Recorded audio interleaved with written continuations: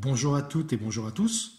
Alors, tout d'abord, en ce mois de janvier 2025, je vous souhaite une très bonne nouvelle année. J'espère que tout va bien se passer en général, mais on verra ça quoi.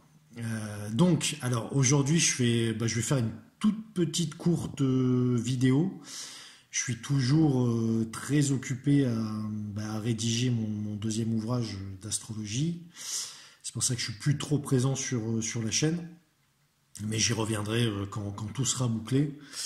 Et en fait, c'est parce que j'ai vu une vidéo. Alors, vous devez peut-être sûrement connaître, ou si vous ne connaissez pas, c'était sur la chaîne du frère Paul Adrien. C'est un prêtre dominicain qui, je crois, a ouvert sa chaîne pour faire une sorte de prédication numérique. Je crois que c'était en 2019 ou juste avant le Covid. Et pendant le premier confinement, apparemment, ça a pris pas mal d'essor. Et moi, j'ai découvert sa chaîne il n'y a pas forcément très longtemps. Et c'est vrai que je regarde même des anciennes vidéos qui sont toujours assez intéressantes. Et donc sur sa chaîne, ça parle de théologie, la Bible bien sûr. Et surtout, ça va aborder en fait des sujets d'actualité, mais vus sous le prisme de la religion chrétienne. Donc des questions de société, et c'est plutôt, on va dire, axé à un public jeune, quoi. Voilà, je trouve que l'énergie qu'il y met, c'est assez intéressant, et puis ça permet de dépoussiérer, je trouve, un peu la religion chrétienne. Voilà, moi qui suis, on va dire, depuis quelque temps, voilà, je reviens, on va dire, à mes racines chrétiennes, et c'est vrai que sa chaîne, ça fait partie des choses auxquelles voilà, on peut, enfin, je parle personnellement en tout cas, mais ça permet de revenir à la religion d'une manière plus facile, voilà, plus facile.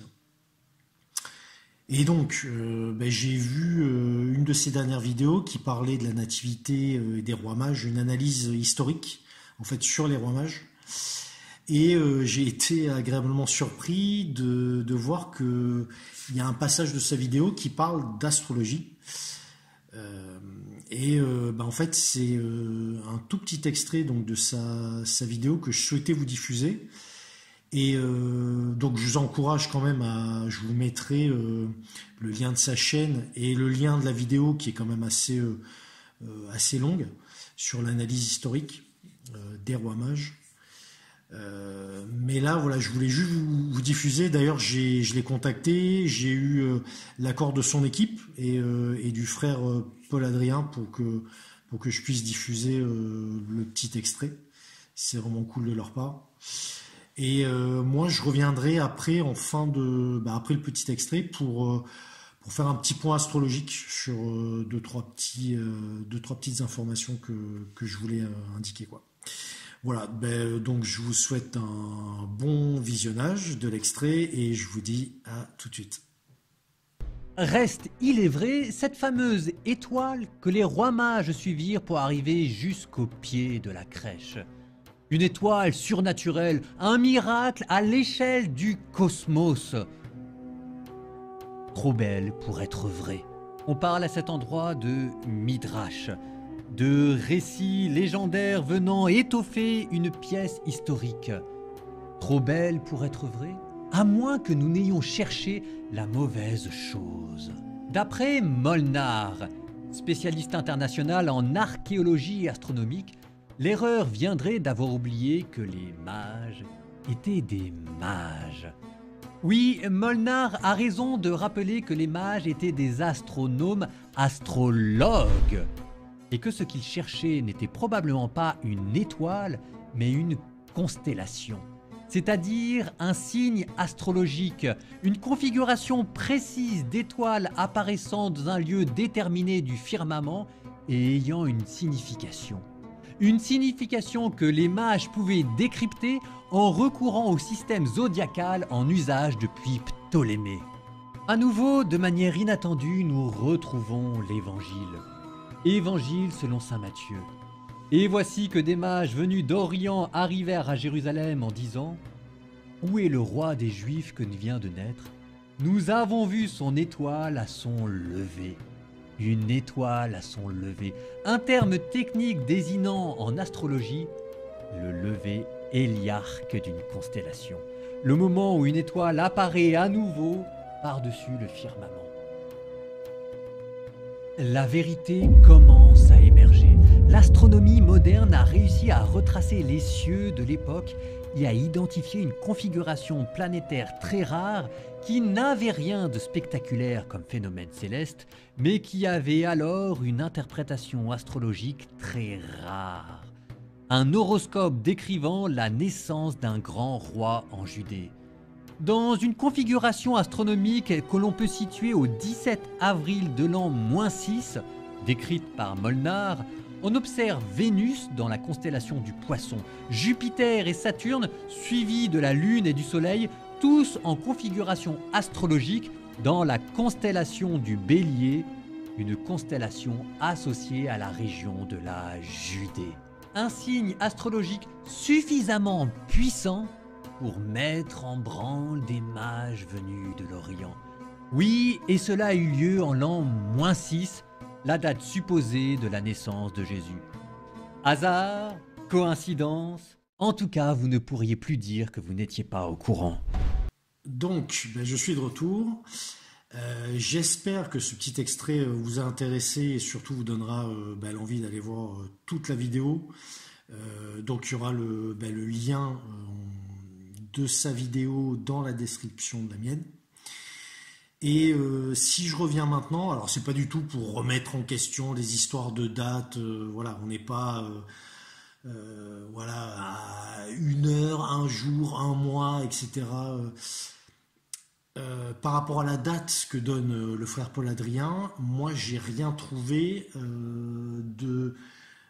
qui corresponde en tout cas à ce que lui a indiqué. Alors, en bidouillant, en cherchant dans mon logiciel d'astro, là, Olympia, j'ai vu donc cette carte que vous voyez à l'écran, qui est en sidéral, ok. Et donc on retrouve la fameuse position de Vénus dans son signe d'exaltation des Poissons, et cet énorme amas planétaire en Bélier.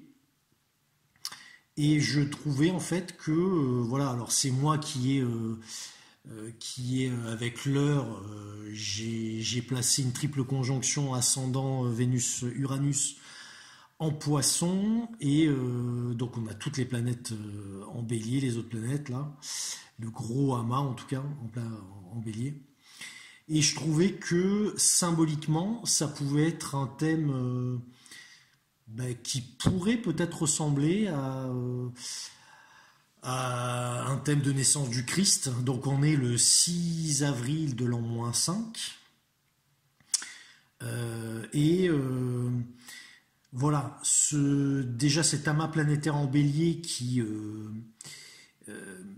va souligner vraiment l'élan de vie, l'étincelle, le renouveau. Je trouvais ça assez peut-être parlant pour la naissance du Christ, quoi, qui est venu apporter quelque chose de nouveau à l'humanité, de totalement nouveau. Et puis voilà, cette Vénus exaltée avec une conjonction à Uranus, et tout ça couplé à l'ascendant. Je sais pas, il y a quelque chose qui me parle par rapport à ma lecture de la Bible et de la vision que je peux avoir du Christ. Mais ouais, ça peut être quelque chose qui pourrait ressembler à un thème de naissance, voilà, d'un personnage aussi illustre que le Christ, quoi. Et Voilà, c'était juste la petite précision que je voulais faire.